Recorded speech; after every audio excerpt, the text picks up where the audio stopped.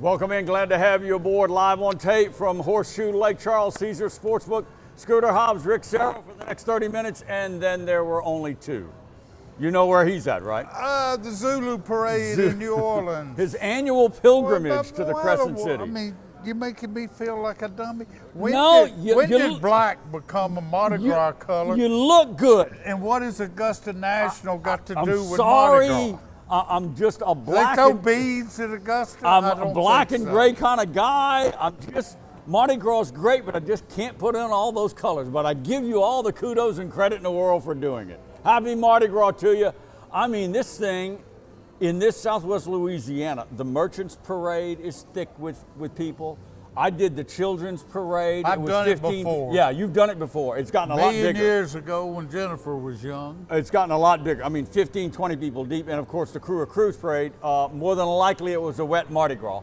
We're doing our show production on Mardi Gras Monday. It looks like the rain may get out of the way. Really? Yeah. Okay, right. Well, hopefully that's a good mojo. Come through early tomorrow afternoon. For Crew of Crews, because rain and cold weather will do that. Anyway, the whole Mardi Gras thing in Southwest Louisiana just continues to grow, and they do a great job with it. Security and family friendly, and still have a good time. So, all right, boy, we got a lot to cover. Special shows this week. Scooter and I, without Guidry, and that's probably a good thing, and I'll go into that a little bit later. We're going to hone in on McNeese football, prepping for March. I know you do, but I know you know exactly what he's going to ask. You know exactly what he's going to ask an offensive coach, right? How many times you're going to throw it deep? And are you going to have a mobile quarterback? We'll get into that in a little bit. We'll explain that in a little bit. All right. And those questions might take a while. Yeah, well, you see that clock there? It'll go on and on. New offensive coordinator Tyler Bolfing will join us in just a little bit. We'll go deep and heavy into McNeese football as they're prepping for spring drills, which, by the way, is just around the corner. I don't know about LSU, but McNeese will start next week. I would think close to it, huh? LSU just started. Oh, they already started? Yeah. They got it out of the... All right, on Thursday's show, we go a deeper dive in regards to the defense. We've got Tony Pecoraro, the returning defensive coordinator, will be with us on Thursday's show. So there you have it. Special shows this week, honing in on Cowboy football. All right, let's get it going first with basketball and the McNeese Cowboys. Would you argue with me? Best team in the state. No, I mean, no, they're not, or no, you wouldn't argue with. I would not argue. Okay. I would love to argue with you. I know you would. I don't like to get in an argument I can't win. Well, good point on that. Because it sure wouldn't be LSU. No, it sure wouldn't. I mean, you could make that argument. You can. Just apples and oranges in the league LSU's trying to play in. We've been through that. LSU is not that bad. They're an average team playing in a very, very monster conference. I still say, you bring the Cowboys even to Baton Rouge with Will Wade, I think they'd beat LSU. But that's hypothetical. That's you brought up a week or so ago that maybe if McNeese doesn't win their own tournament to make the NCAA, that we would get a LSU McNeese matchup here in Lake Charles, just because they would love Will Wade playing against his old school. Right. But LSU's not going to have a winning record to get to the You're talking about like a possible NIT. Yeah, NIT bid. But again, that's all right. This game, Cowboys and Lamar, arch rivalry, chippy, physical, tough game. Cowboys win it by 2, 68-60. This was an old-fashioned, beat-down, body-on-body rivalry game, and that's what the Cowboys needed. That's where you get attention, right? And you mentioned that a couple of weeks ago. This team has to hone in and get attention for a full 40-minute game. I'm wondering, looking ahead to the tournament, is McNeese's dominance, is it not sitting well with the rest of the conference? Is the rest of the conference a little tired of their swagger? And of course, when you talk swagger, it starts with the head coach. Of course, yeah. I don't know. Now, luckily, the tournament's in Lake Charles, so I don't think it'll be a factor. They can't stop. They can't start that argument again. Yeah. It's in Lake Charles. It's this is it. This is the home for it now. I don't know, because the league itself jumped 7 spots. I think the league is tough. I think the Cowboys are dominating. because they're winning a lot of games. But they've been tested, Scooter. But over the last month and a half, they've been tested. They have been tested, but they only lost one game on the road. And all at home. And is that taking away their dominance? Is that taken away from the league's improvement? I think we all agree. It's normally... I see where you're going. I don't know where they get that term mid-major. What is a lower major? That's right. That's right. But that conference has been, and maybe it really is a mid-major now. I think McNeese is clearly a mid-major. I don't know about the league. Yeah. But the league supposedly is better. It is. It is. I mean, you look at what is that getting lost? No, I see where you're going with that. Our show production was done prior to Monday night's game between McNeese and Stephen F. Austin. On Quickly, the ESPNU? Yeah, on the national broadcast game. Look, if they win the game, they tie Stephen F. for the most ever wins in Southland Conference play. With night, they tie that. You know, there's a record. I remember when Stephen F. Oh, they were, yeah. I don't remember that kind of record. 5-6 years ago, they made some nice. They didn't win it. They made some nice inroads with the NCAA tournament. Wade and that crew continues to like chip away at a lot of records and that whole thing. So that's good here. They should win that game.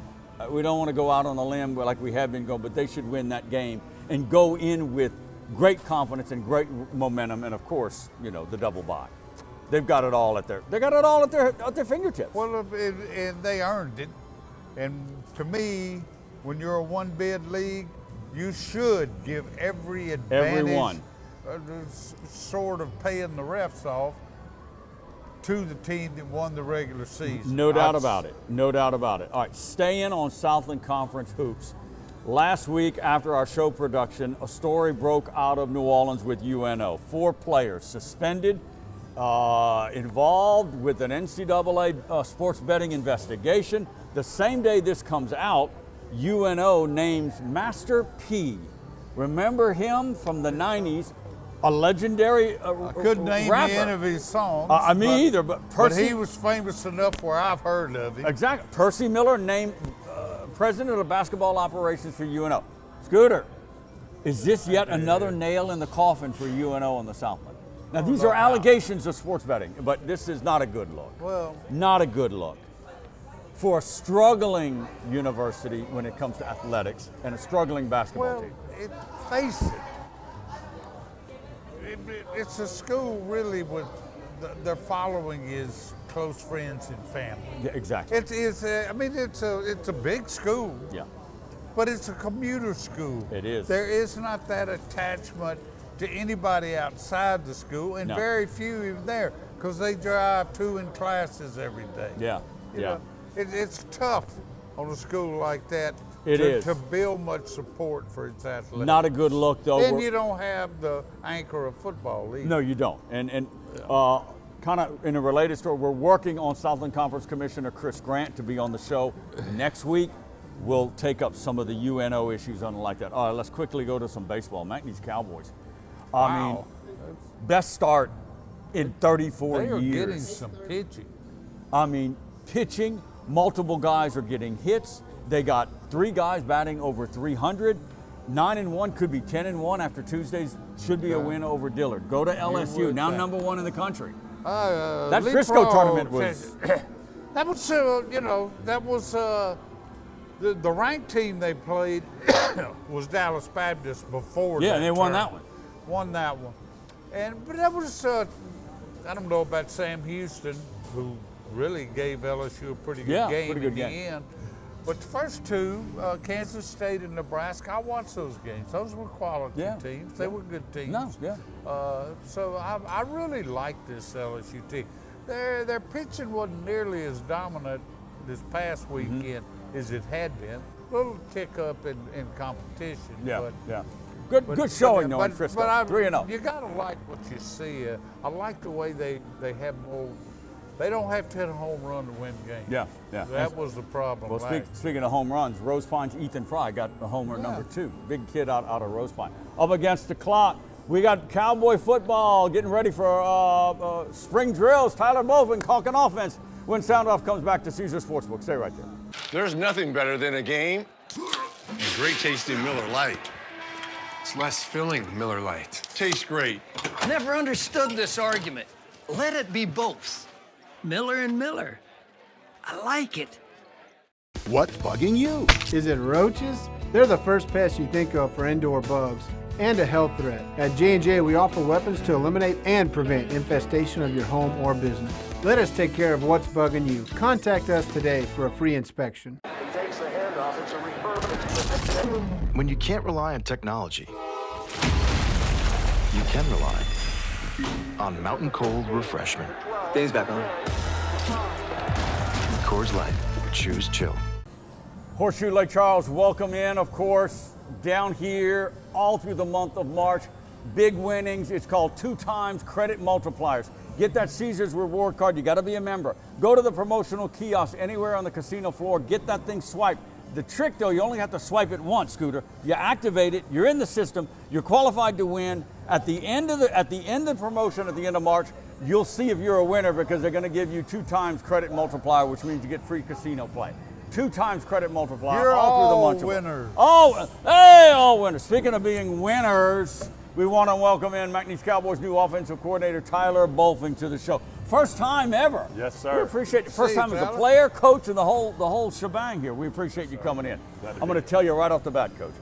You are so fortunate to be here without our third wise guy, which would be Kevin Guidry, who's a former LSU cornerback, NFL cornerback, because he would then scream at you and tell you exactly what offense you need to run. He's our offensive expert, even though he didn't play a lick of offense. You got to have a mobile quarterback. And you got to throw the ball deep every that play. Mobile quarterback. Unbelievable. All right, so you're lucky on that part. Look, quick Ask history. any defensive back. Exactly. They don't like mobile quarterbacks. Exactly. Look, you're a former quarterback here. Yes, sir. And spent some time maybe on the coaching staff? Yes, sir. GA kind of a thing, wasn't Yes, it? sir. Okay. So you had a connection. Matt Viator was your head coach when you were a quarterback here. Yes, sir. What was getting the call like from Matt to say, hey, I got a rebuilding project at your old school. You want to come on down? Yes, sir. What was that conversation like? It was special. Obviously, it was very special because playing for Coach Viator here, this university obviously means a lot to me. My wife played softball here from right. Lake Charles. Yeah. And so the opportunity to return home was something that was really special. And then obviously for Coach Viator to view me in the light of coaching the quarterbacks for him and being the offensive coordinator, could not be more excited about the opportunity and really, really excited that I got that phone call. Were you with him at UL Monroe? Yes, sir. I Yes, thought sir. so. Yep, he gave me my first start in the profession as a graduate assistant. So it's been pretty cool. He's given me my opportunity to play college football. He gave me my start in the profession as a GA, and then now he's giving me my first shot to be an offense coordinator. And you're coming down here from Kansas. Yes, sir. Right? So what was the lure? Kansas. Power 4. Right. Rebuilding McNeese. I mean, when I'm talking now, it's a rebuilding project. There's a lot of work to be done. What was the lure? Well, I think, my year at Kansas and then the 3 years prior to that at Baylor, those were all in analyst roles, which were obviously great roles to be in and got to learn a lot and got to contribute a lot to both of those programs. But the opportunity to come back and to coach my own room and then to run an offense alongside Coach Viator meant a lot to me. And then obviously, I don't think Coach V or myself would have taken this job if we didn't believe that there were pieces in place at McNeese, both from a facility standpoint, all of that, to win here. You obviously know what this program can do. You've been a part of it. Yes, sir. You get a sense of what's been missing? I think that's hard to say without having been in the building.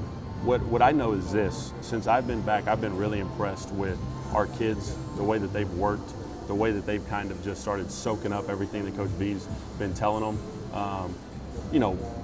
Coach Viator, great leader, and those guys, maybe they were missing that. I don't know. I don't want to speak to that or what was before, but you can tell that they are really gravitating to Coach V and his message and the way that he approaches his work. And it's very black and white. You know where you stand.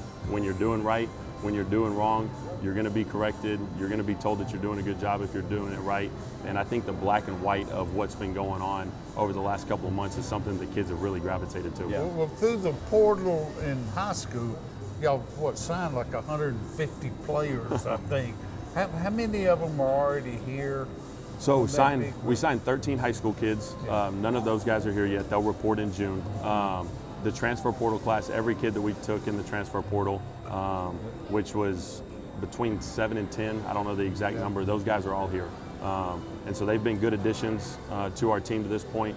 But it's been good to add some new blood into the fold, and some guys that are help us push this program forward. Yeah, Tyler Bolfing, McNeese's new offensive coordinator, has joined us.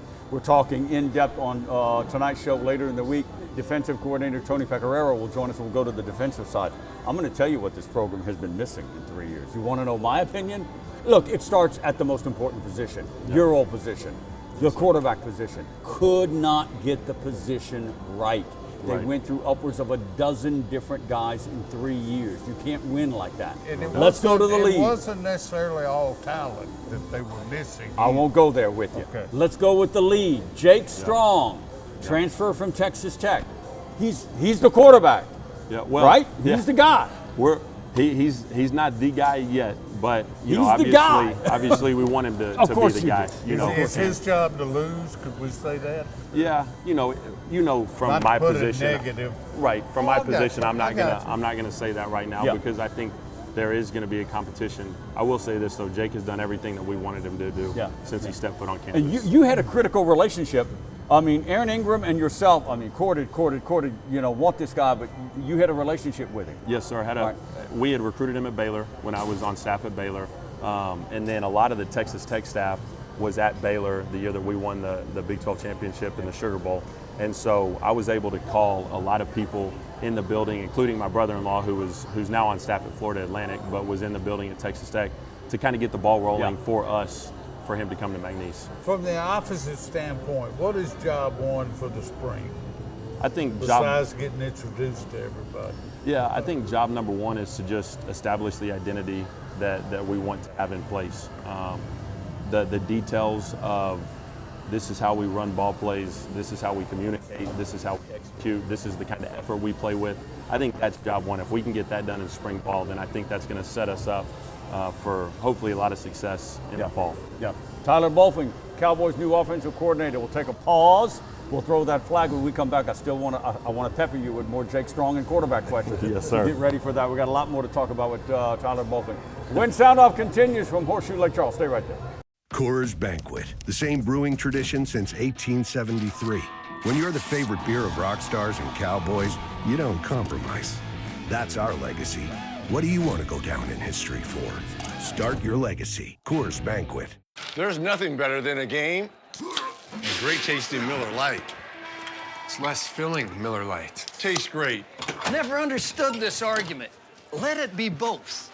Miller and Miller. I like it. We're back. Thanks for hanging with us here at Horseshoe Lake Charles. Okay, great dining, all under one roof. The elite dining, that would be Gordon Ramsay Steak, best steakhouse in the whole state of Louisiana. More casual, right next to Caesar Sportsbook, Brews Brothers, gourmet hamburgers, po' boys, gumbos, and seafood platters at a great price. You can't beat it. And if you're into Asian, what's that? Get those shrimp. Get the shrimp indeed. If you're into Asian food, you got 7 Noodles right around the corner. All great dining under one roof right here at Lake Charles Horseshoe. All right, let's resume our in-depth offensive discussion with the coordinator. That would be Tyler Bolfing coming down from Kansas to rejoin your old team back in the home area. I'm going to get to quarterback in a minute, but quickly, I don't recall us going down that road with Matt Viator when he was on the show many weeks ago. Who's calling plays?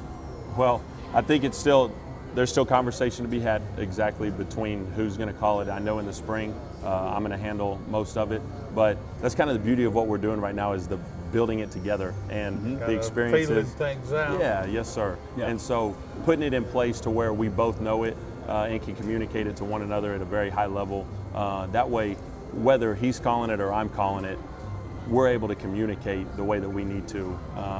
And get the right play at the right time with flexibility. Absolutely. Is this, assume it's you and Matt's offense. If you had to describe this offense in a couple of words, or a couple of sentences, what would it be? Yeah, I think I'd start with this would be spread pro style. Okay.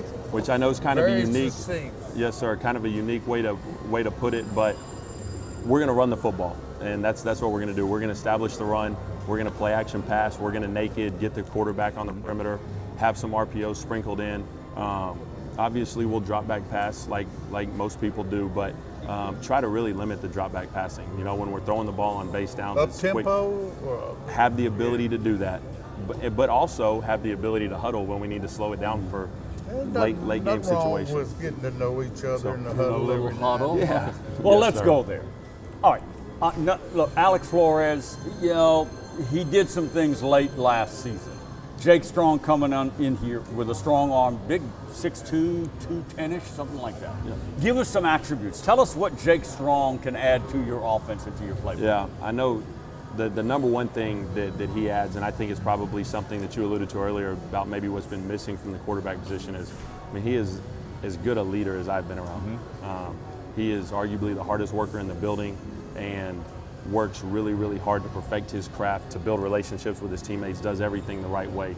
I would start with that. That's probably his number one attribute that's jumped off the page to me since he's been here. Secondly is really good feet, really good quick release. The ball gets out of his hands quickly. He doesn't have necessarily like an overpowering arm, but because he has such good feet and he's able to get the ball out so quickly, it gets to where it needs to go when it needs to go there. Okay, we got to ask this question. Sorry if it's a tough one. Why is he not still at Texas Tech? What attracted him to McNeese? Yeah, well, you know, as you know, constant adding of players.